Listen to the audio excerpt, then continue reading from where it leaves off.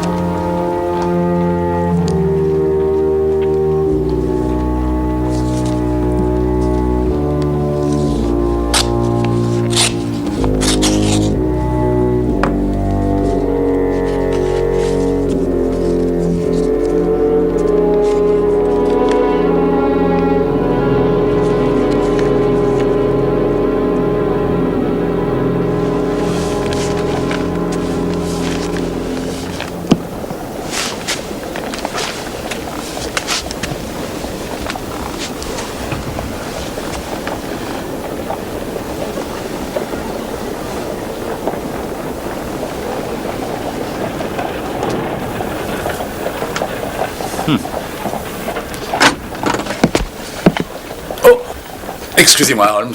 Non, non. Restez au contraire, vous tombez très bien. Je vous croyais sur une affaire. Et une affaire passionnante. Dr. Watson, mon collègue qui partage mon intérêt pour tout ce qui, dans la vie, sort un peu de la banalité quotidienne. Il met dans l'état actuel des choses impossibles de conclure s'il s'agit d'un crime ou non. Qu'il me suffise de dire que j'en sais aussi peu sur M. Jabez Wilson, ici présent, que vous-même. Hormis le fait qu'il a eu une activité manuelle à une certaine époque, qu'il prise, qu'il est allé en Chine et qu'il a beaucoup écrit ces derniers temps. Et comment, juste ciel, êtes-vous donc parvenu à savoir tout cela, monsieur Holmes? C'est vrai, j'ai bel et bien exercé un métier manuel dans ma jeunesse. J'ai été charpentier de marine. Votre main, monsieur, les muscles de votre main droite sont plus développés qu'à la gauche. Et pour l'écriture?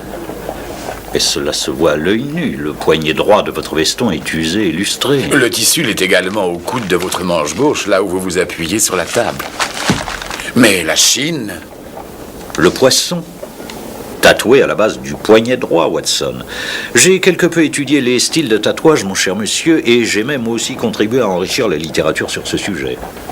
Ce poisson est dans sa forme et sa couleur caractéristique des tatoueurs chinois. Et de plus, j'ai remarqué ces piécettes de monnaie chinoise en breloque à votre chaîne de montre. Oh, c'est amusant. À première vue, on est étonné et plein d'admiration, mais ça n'a rien de sorcier après tout. Je commence à croire que ma réputation risquerait de faire vite naufrage si je ne fais pas attention. Omne ignotum pro magnifico. Tout problème devient la simplicité même par l'explication.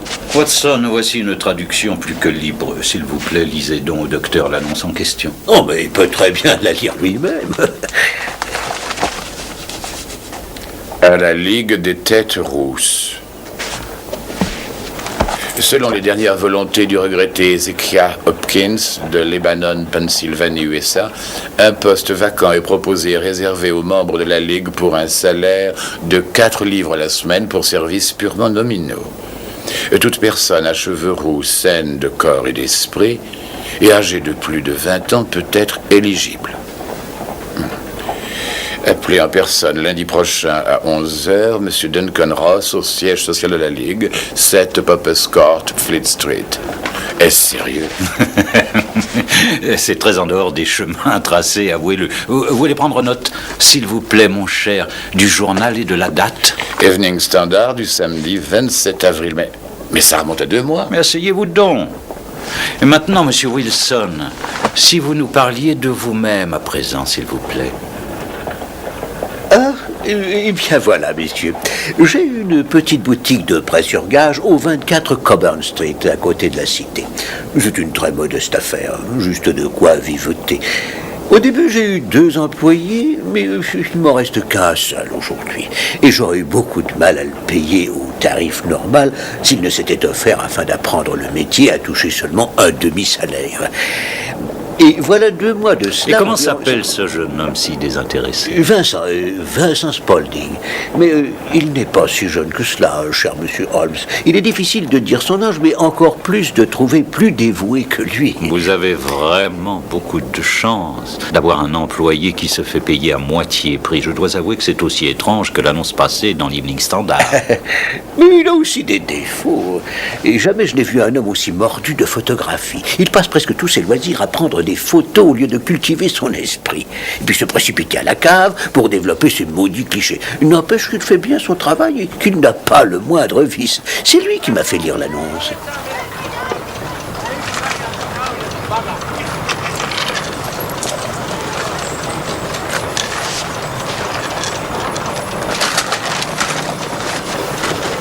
Dommage que je n'ai pas les cheveux roux, monsieur Wilson.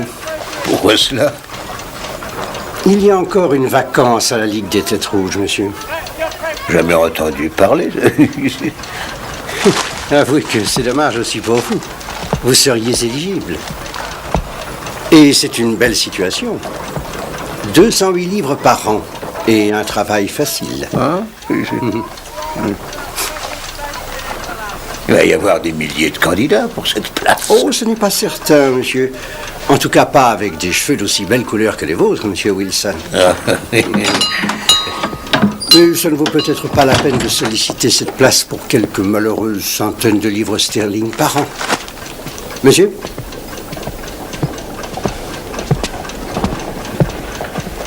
Il faut que je vous dise que je suis du genre casanier. Il m'est très souvent arrivé de ne pas mettre le nez dehors durant des semaines, mais cette affaire m'a paru très intéressante. Je me sentais intrigué. Le jeune Vincent déclara qu'il m'accompagnerait, ce qui fait que j'ai accepté de me rendre au rendez-vous fixé par l'annonce le lundi matin. Rentrons, je n'aime pas la foule, ça me rend malade. Courage, monsieur Wilson. Un peu de patience, nous avons toutes nos chances. Relevez votre col, ça fait plus soigné. Et venez avec moi.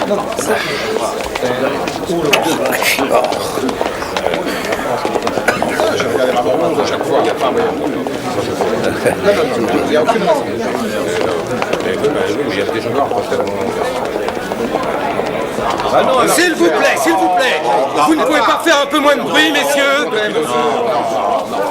Non, mais dites donc, vous, et alors? Mais alors, mais pour qui vous prenez-vous? Vous ne pouvez pas faire la queue, non? Comme souvent. Empêchez-nous passer. Laissez-nous passer. Nous sommes s'il vous plaît. Laissez-nous passer.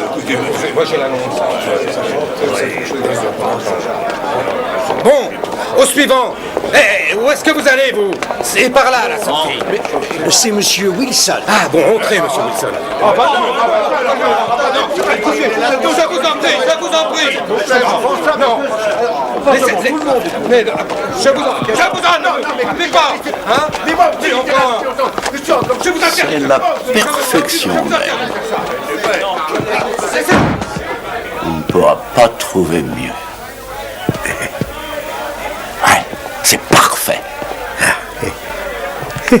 Mes félicitations, monsieur Wilson. Oh, ce serait stupide d'hésiter un seul instant. Et vous m'excuserez, j'en suis persuadé, si je prends des précautions.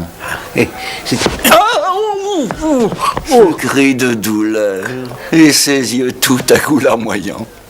Ah, nous devons être très prudents. Trompés à 4 reprises par des teintures, 3 fois par des perruques. Oh, je pourrais vous raconter 1000 histoires de tricherie, cher monsieur. À vous d'écouter de l'humanité.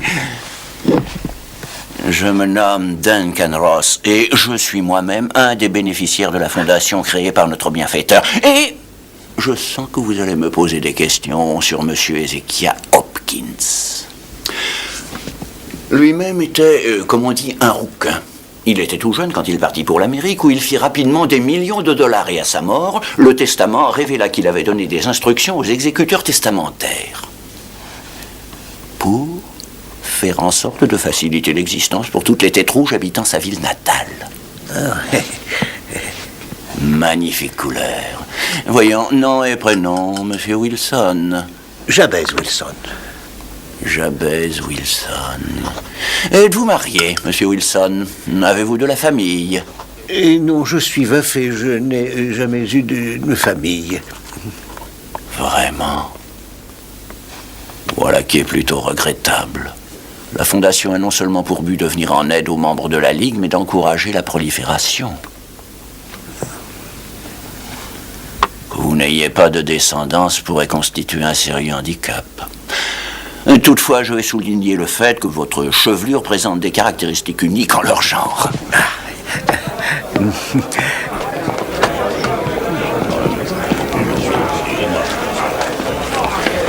La place est prise. Ne bousculez pas, je vous en prie. La place est prise, messieurs. Vous pouvez rentrer chez vous. C'est terminé. La place est prise.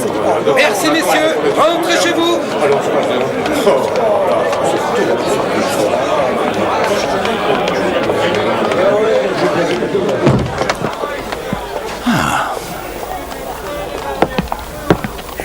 Et voilà. Bon.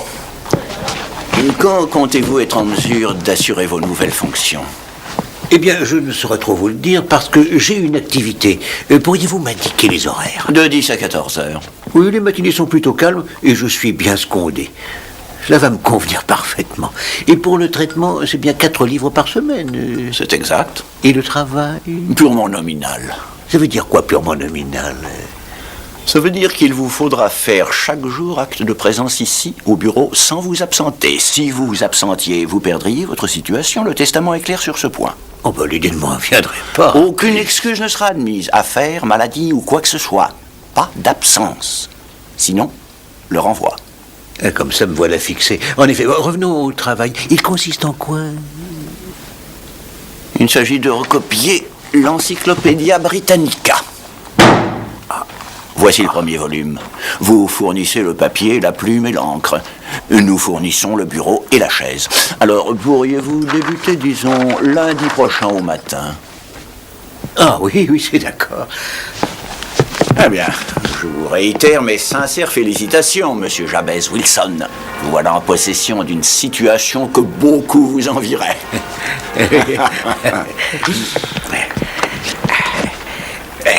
Magnifique chevelure.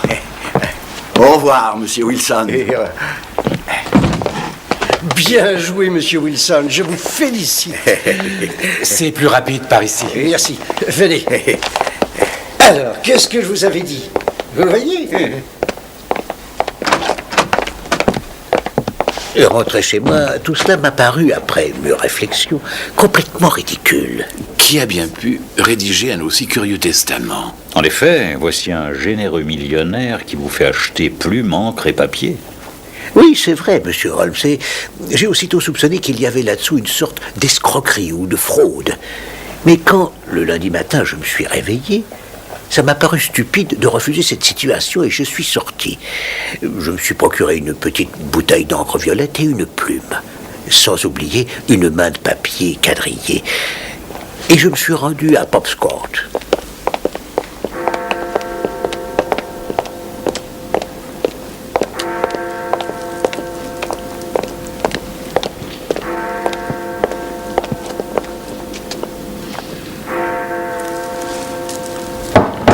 Ah, bonjour, monsieur Wilson. Veuillez entrer, je vous prie. Eh bien, voilà qui s'appelle être exact. J'eus donc l'agréable surprise de constater que M. Ross avait de son côté tenu parole. Je n'avais plus qu'à m'installer et à me mettre au travail. Mon emploi du temps ne varia guère au fil des jours. Je commençais à 10 heures, je m'arrêtais à 14 heures, avec une brève coupure à l'heure du déjeuner que je prenais sur place.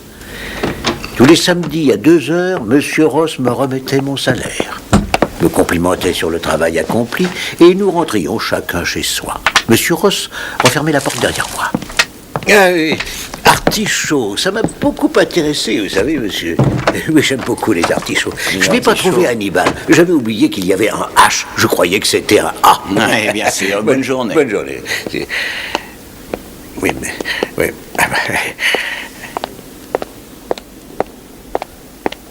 Sans être passionnant, le travail était instructif.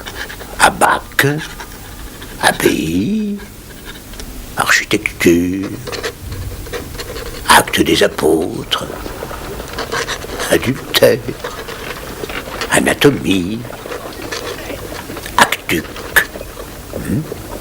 atmosphère. Au bout de 7 semaines, j'en eus presque fini avec la lettre A. Et je m'apprêtais à attaquer la lettre B quand tout tomba dans le lac. Je m'étais rendu à mon travail et trouvais porte close et une pancarte clouée sur la porte. La Ligue des Têtes Rouges est dissoute à compter d'aujourd'hui.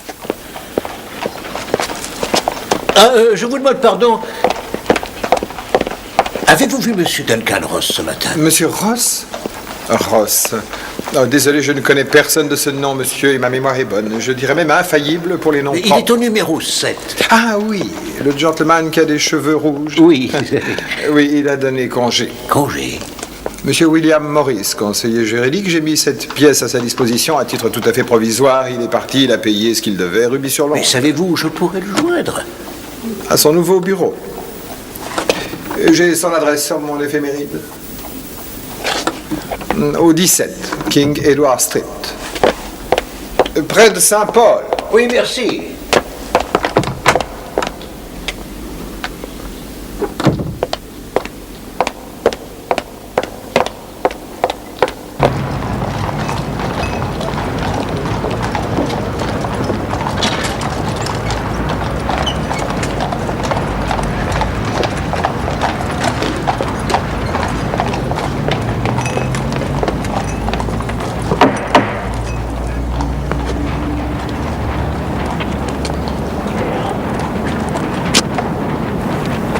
Burkett et fils, rotule artificielle.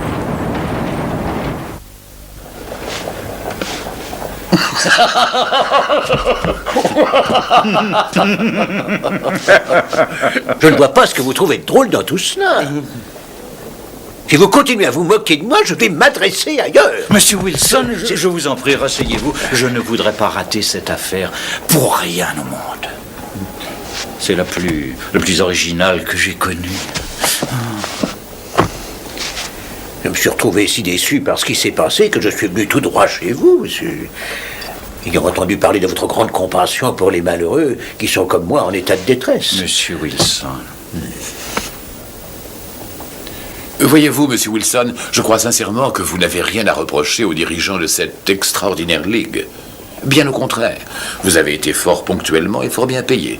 Sans oublier que vous vous êtes cultivé en recopiant la lettre A de la Britannica. Oui, seulement, qu'est-ce qui lui a appris de me jouer cette petite comédie? Je me le demande bien.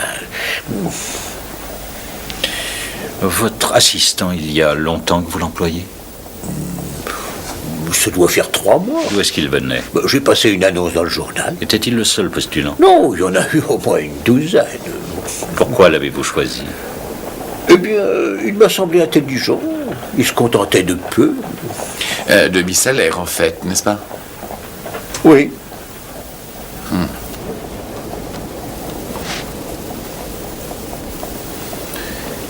Comment est-il, ce Vincent Spaulding? Grand, disons, plutôt mince. Il est assez vif dans ses gestes. Et le poil rare sur le visage. Il a aussi une tache blanche d'acide sur le front. Avez-vous aussi remarqué si ses oreilles étaient percées pour des boucles d'oreilles? Oui. Oui, il m'a dit que c'était un gitan qui lui avait percé quand il était jeune. Il est encore chez vous? Oui, je l'ai quitté il y a pas 1 heure. Monsieur Wilson, serez-vous à votre officine si j'ai besoin de vous? Oui, c'est que j'ai à un moment songé rouvrir la boutique après déjeuner, mais Vincent m'a conseillé de passer le week-end chez ma sœur cadette à Barking. Toute cette affaire a troublé mon esprit et je me sens fatigué. Eh bien, je vous souhaite de vous remettre à Barking. Nous sommes samedi. Avant lundi, nous aurons une solution pour vous. Oui, en ce qui concerne vos honoraires... Ne vous inquiétez pas. Il est probable qu'ils me seront réglés par quelqu'un d'autre. Bonne journée, monsieur Wilson. Oui, oui.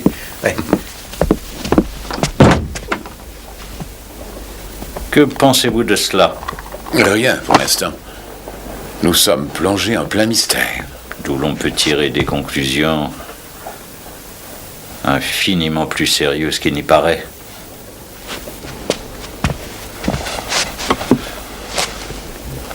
Qu'allez-vous faire? Je vais fumer. Il s'agit là d'un problème qui requiert 3 pipes. Je vous prie d'éviter de m'adresser la parole pendant 15 minutes.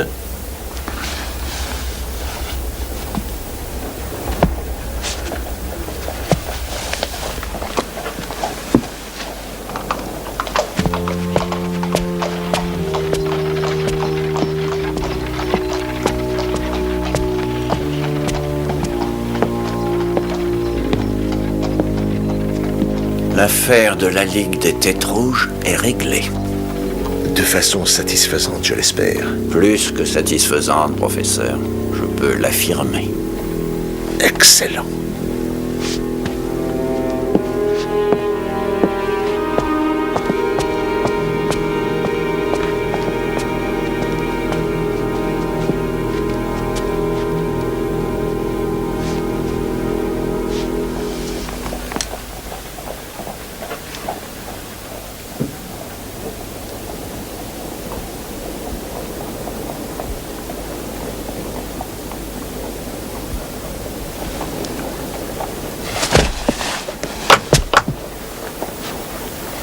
Watson, venez.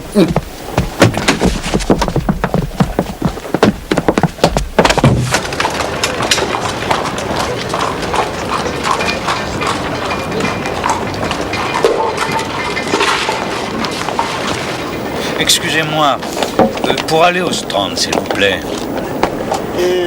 3e à droite, 4e à gauche. Merci.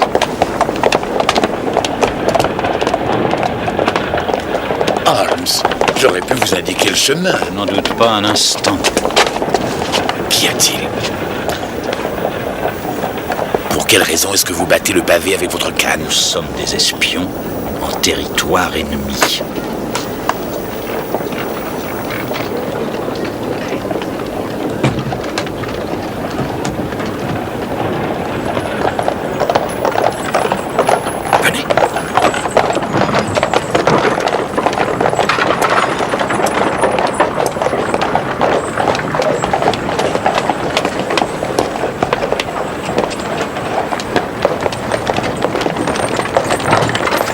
C'est chez moi un principe d'avoir une exacte connaissance des lieux où je suis. Il y a là Mortimer, le débitant de tabac. Il y a aussi là un marchand de journaux. À droite, une agence de la Suburban Bank. McFarlane, le constructeur et loueur de voitures. Et le restaurant végétarien au coin de la rue. Watson ne prenait pas de notes. Il est fort possible que l'on nous observe.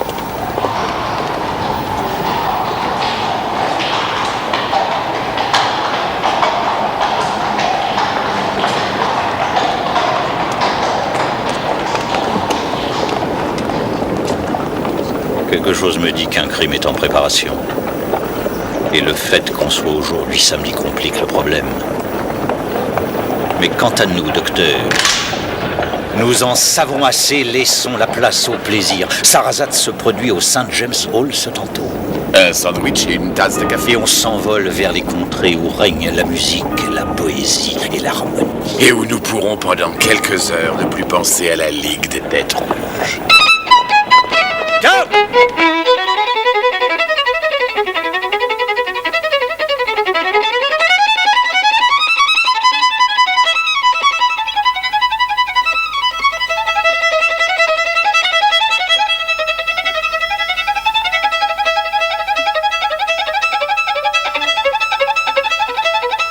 Nous sommes restés tout l'après-midi, assis sur une banquette, peu confortable sans doute, mais plongés l'un et l'autre dans une sorte de béatitude.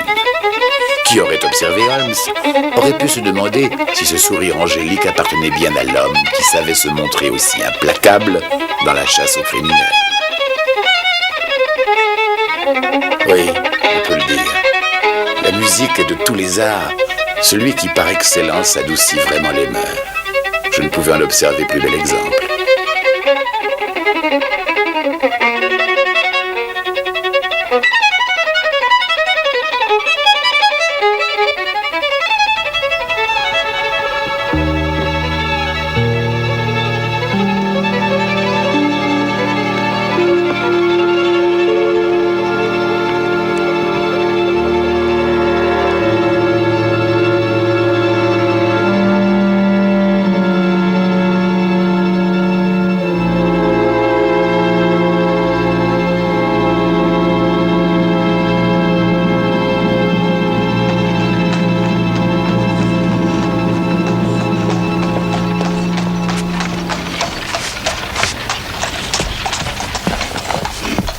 Excellent, mon cher, votre avenir est dans la cartographie.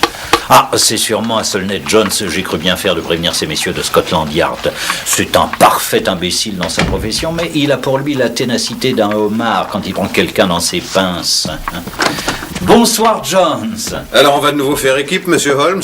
Notre ami est un homme exceptionnel pour flairer un gibier. Tout ce qu'il lui faut, c'est un bon chien pour le lever. Monsieur Merriweather, mon ami et collègue, le docteur Watson. Enchanté, monsieur. Je veux espérer qu'en venant ici, je n'aurai pas gâché ma soirée. Je n'ai pas grande confiance personnellement dans les policiers amateurs. Vous pouvez faire une exception en ce qui concerne monsieur Holmes. Si c'est vous qui le dites, monsieur Jones. Il a sa méthode personnelle qui est, s'il veut bien me le pardonner, un peu trop théorique, disons même fantaisiste. Mais il possède le flair d'un vrai détective. Mais je vous réitère, s'il en est besoin, que mon agence de la Suburban est aussi bien gardée que n'importe quelle banque et qu'il est pratiquement impossible d'en forcer l'entrée. Les compagnies d'assurance sont d'accord là-dessus. Bien sûr, vous devez le savoir mieux que quiconque, puisque vous occupez le logement de fonction. Comme vous dites, mieux que quiconque. Et qui plus est, voilà la première fois depuis 27 ans que je manque ma soirée de whist à mon club. Et je trouve cela, cher monsieur, parfaitement regrettable. Je suis persuadé que vous allez trouver cette soirée beaucoup plus excitante, parce que l'enjeu pourrait bien se monter à plusieurs milliers de livres sterling. Et mon bénéfice dans tout cela, monsieur Holmes? Un nommé John Clay. John Clay? Ah, comme j'aimerais mettre le grappin sur ce voyou. Vous le pourrez. Ce jeune voyou est gentleman de naissance, mais il a trahi ceux de sa classe. Il est aussi vicieux qu'un démon et plus visqueux qu'une anguille. Il est devenu maître en faux et usage de faux. Son grand-père était de la maison royale et il a lui-même fait ses études à Eton et à Oxford. Donc, Watson, munissez-vous du revolver. Suivez-moi, messieurs, notre cab nous attend.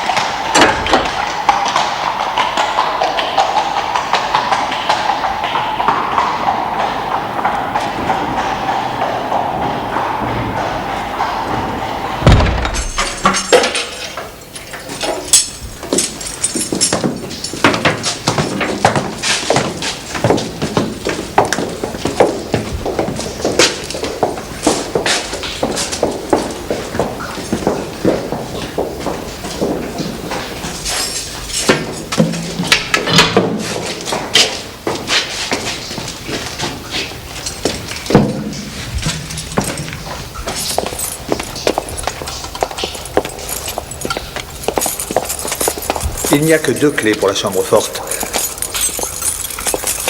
J'en ai une, et c'est le président qui a l'autre dans son coffre particulier.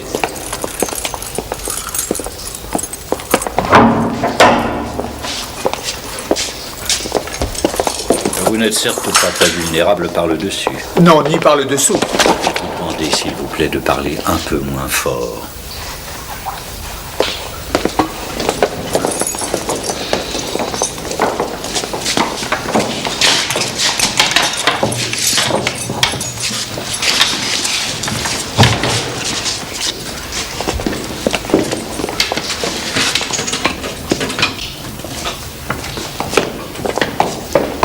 Je vous prierai aussi de vous asseoir quelque part et de ne pas intervenir.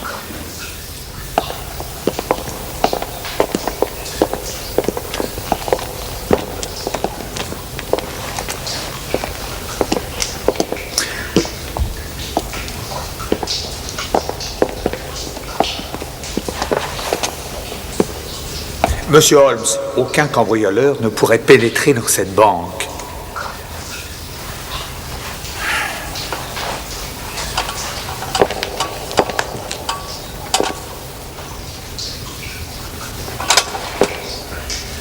Y aurait-il un motif qui pourrait inciter un voleur à y pénétrer?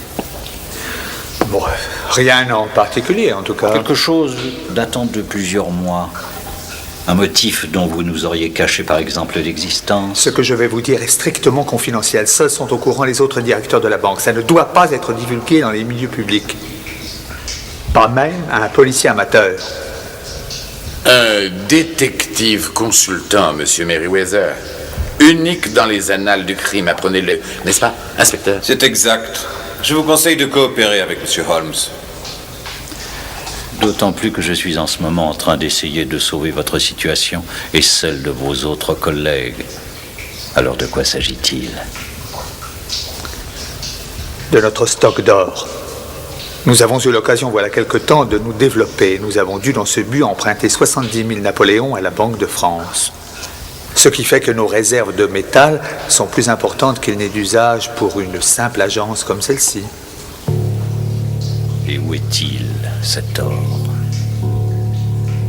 La caisse sur laquelle M. Watson est assis contient 30 000 pièces d'or emballées par couches entre des feuilles d'étain. Peut-on les voir?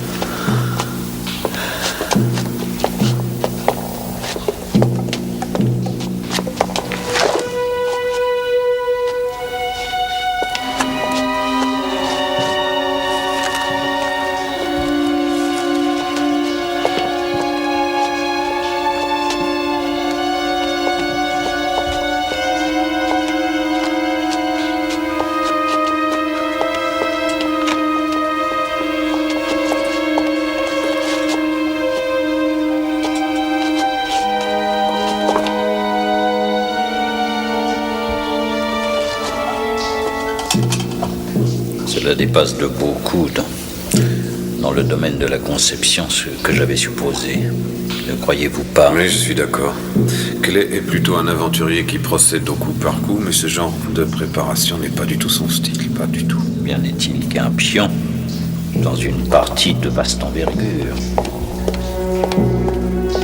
Monsieur Mayweather, quelqu'un a eu accès aux informations ultra-confidentielles en question et a établi des plans précis que seul un maître a pu imaginer. Et à qui pensez-vous? Je pense que cela porte le sceau et la marque du professeur Moriarty, inspecteur. Moriarty. Qui est donc ce Moriarty? Nous ne savons pas au juste. Je veux dire que ni la police, ni, je le crois, M. Sherlock Holmes n'ont eu l'occasion de le voir. Mais n'empêche que son nom est connu dans tous les bas-fonds. Et il paraît que c'est un homme de bonne naissance et d'excellente éducation. Mais il a des tendances héréditaires aux plus diaboliques instincts. Et depuis l'enfance, le crime coule dans ses veines. Et ce qui en fait encore, comme si la chose était possible, l'être le plus dangereux qui soit, c'est son intelligence. Il est l'organisateur d'au moins la moitié des méfaits qui sont, depuis ces dernières années, commis dans cette cité. Il n'est jamais pris, les exécutants le sont, mais celui qui commande, le cerveau, n'est pas même suspecté. Nous ne verrons pas le professeur ce soir.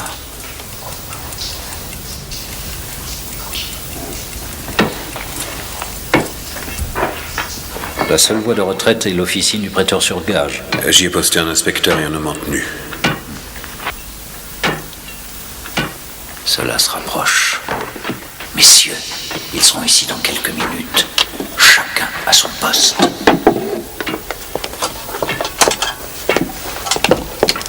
Je vais vous prier de bien vouloir masquer cette lampe. Et rester dans le noir? Il le faut, monsieur. On ne peut pas risquer notre vie à cause d'une lumière.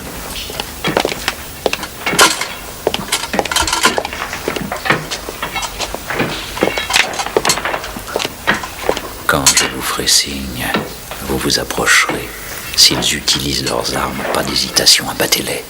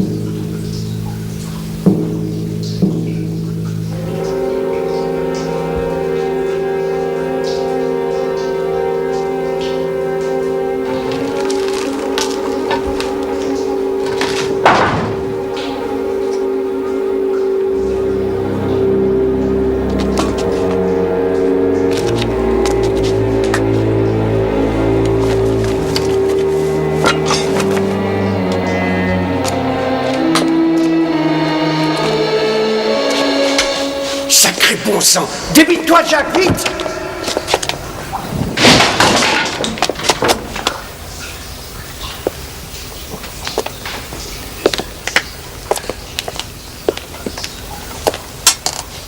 Rendez-vous, John Clay, Vous êtes pris.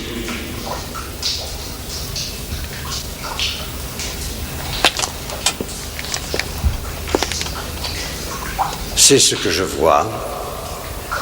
Je suis pris, mais mon compagnon s'est enfui. À cette minute même, il vient de se jeter dans les bras de la police. Il semble que vous ayez gagné la partie, je vous en félicite. Merci, monsieur. Je suis Sherlock Holmes, policier privé consultant. Je ne vous ai pas un moment suspecté d'appartenir officiellement au corps de la police, monsieur Holmes. Bon, et maintenant, on va passer aux choses... Je vous interdis de porter les mains sur moi. Vous ignorez peut-être que le sang royal coule dans mes veines. Et veuillez, je vous prie, dire Sir John, et s'il vous plaît, quand vous vous adressez à ma personne. D'accord. S'il vous plaît, Sir John, veuillez m'accompagner. Nous avons un cab pour transporter votre Altesse au commissariat. C'est mieux ainsi.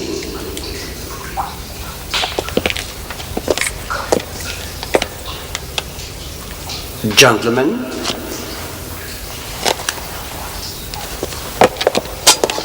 Oh, une seule question, monsieur Clay. Suis-je fondé à croire que le professeur Moriarty puisse avoir imaginé cette Ligue des Têtes Rouges? Je vous suggère de ne pas prononcer ce nom, monsieur Holmes, si vous tenez vraiment à la vie.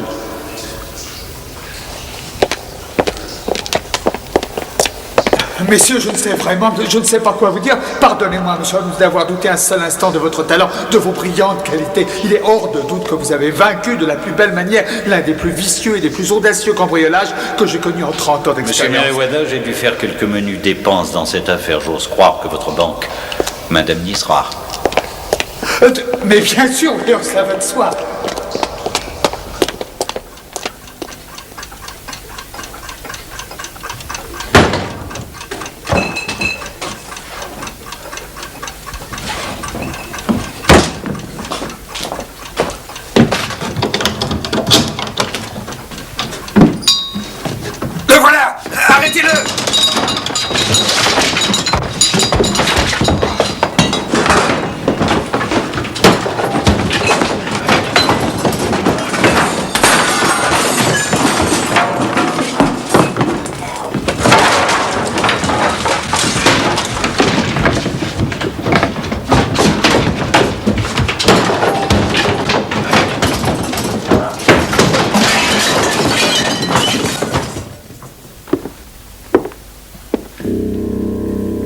Je n'aime pas du tout, monsieur Ross. Pas du tout. Écoutez, professeur, je suis vraiment désolé. Et Sherlock Holmes Holmes est un vulgaire amateur qui se prend pour un grand détective. Je sais qu'il possède certains talents et surtout de la chance. J'ai une propension à se mettre trop souvent en travers de mon chemin. Faut-il vous en débarrasser? Cela pourrait s'avérer nécessaire, bien que, dans un sens, il me manquerait. Je trouve l'homme très intéressant. Cela fait la 3e fois que ses interventions intempestives m'incommodent. Si cela devait continuer, je serais forcément contraint de prendre, disons, certaines dispositions désagréables. Vous saisissez, Ross.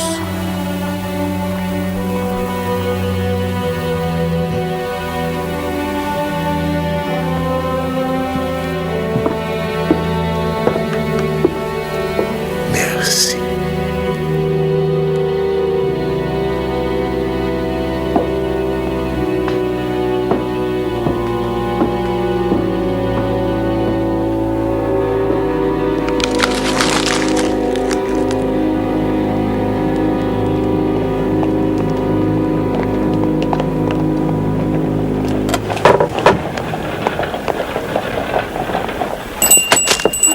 Désolé, Dr. Watson. C'est allé beaucoup trop loin pour moi, je vous assure. Mais client me considère comme un homme de confiance. Mais que va-t-il à présent rester de cette confiance? Je suis positivement ruiné. Allons, reprenez-vous, monsieur Wilson. Ça ira beaucoup mieux quand vous aurez remis de l'ordre. Vous croyez que ça peut se faire comme ça? Monsieur Holmes m'a chargé de vous remettre ceci. 50 souverains, avec les compliments de la City et Suburban Bank. Oh, ben voilà qui, je dirais, très généreux de leur part. Vous les remercierez, Dr. Watson. Et mes compliments à Monsieur Sherlock Holmes. Il vous retourne les siens, Monsieur Wilson, en y ajoutant un conseil. Une autre fois, quand vous engagerez quelqu'un, payez-lui de vrais gages. Je vous salue, monsieur.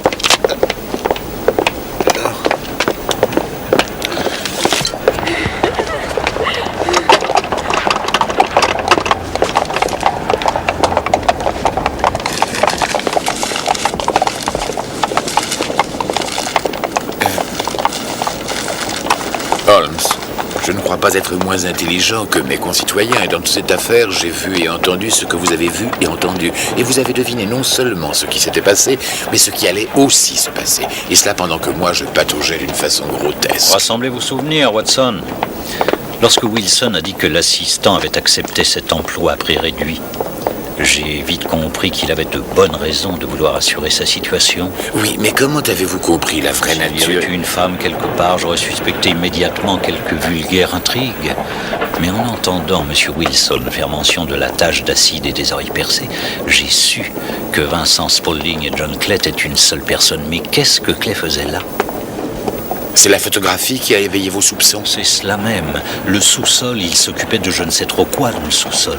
Quelque chose qui lui prenait beaucoup de temps depuis son arrivée. Il creusait un tunnel. Mais dans quelle direction? Lorsque j'ai frappé du bout ferré de cette canne le pavé de la rue, c'était afin de repérer au son de quel côté le tunnel se dirigeait, devant ou derrière l'immeuble. C'était devant, en direction de la banque. Pour aller au Strand à partir d'ici, monsieur, je reconnus John Clay et j'eus le temps d'un bref coup d'œil d'examiner les genoux de son pantalon. Il portait nettement la trace des travaux de terrassement qu'il effectuait dans un sous-sol rendu humide par la proximité des égouts du square. Le fait de fermer le bureau de la pseudo-Ligue des Têtes Rouges signifiait que la présence de Jabez Wilson ne leur était plus utile. Le tunnel était donc achevé. C'était donc un coup de dé que de prévoir qu'il passerait samedi à l'action. Un coup de dé. Vous me décevez, Watson. Je n'agis jamais sur un coup de dé. Le samedi soir est l'instant idéal pour voler des pièces d'or. Cela vous laisse une journée entière pour le transporter. C'est prêt, docteur. Merci. Vous avez là encore raisonné magnifiquement. D'une longue chaîne, vous avez retrouvé et ressoudé chaque maillon. Cela m'évite de périr d'ennui. Il m'arrive parfois de croire que mon existence n'est au fond qu'un combat, une lutte sans fin pour échapper à la monotonie de la vie. Non, non. Vous êtes un bienfaiteur de l'espèce humaine, Holmes. Je lui suis peut-être d'une certaine utilité. L'homme n'est rien, l'œuvre est tout, comme Gustave Flaubert l'écrivit à George Sand.